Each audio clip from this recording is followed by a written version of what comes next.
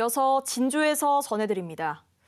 자가격리 중인 70대가 마스크도 쓰지 않은 채 동네를 돌아다닌 사실이 뒤늦게 확인됐습니다. 혼자 사는 이 어르신은 치매를 앓고 있지만 확진자가 아닌 탓에 시설 격리도 어려운 상황인데요.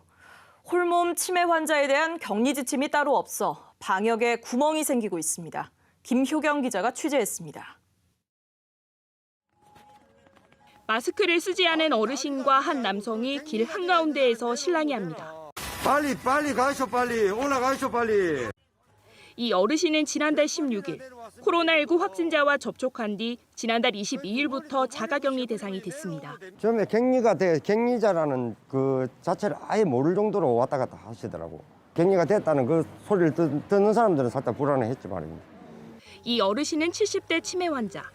혼자 살고 있고 돌봐줄 가족도 없어 자가격리 지침을 어긴 겁니다.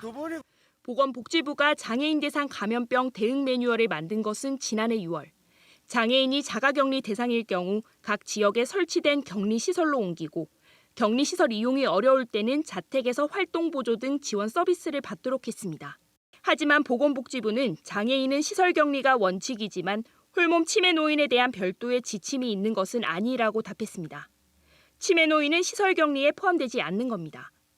진주시 대응에도 구멍이 났습니다. 진주시 치매 안심센터는 지난달 18일 이 어르신을 치매 관리 대상자로 지정했지만 자가격리를 통보한 보건소는 치매 여부조차 모르고 있었습니다. 진주시는 뒤늦게 이 치매 어르신에 대한 밀접 관리에 나섰습니다.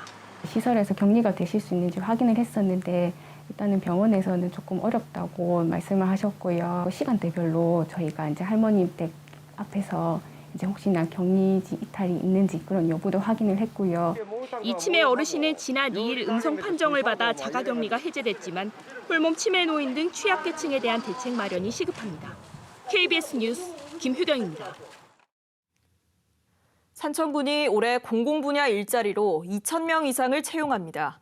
산천군은 사회적 기업을 포함해 동의보감촌 운영사업 등 지역 특화 산업을 중심으로 공공 일자리를 마련합니다.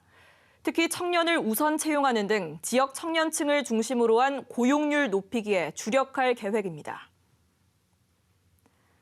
남해군이 주말 보육이 필요한 가정을 위해 공동육아 나눔터 운영을 주말까지 확대합니다.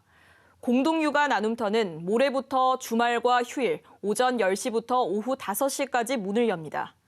공동육아 나눔터는 남해군이 주민의 육아 부담을 줄이기 위해 지난 2015년부터 운영하고 있습니다.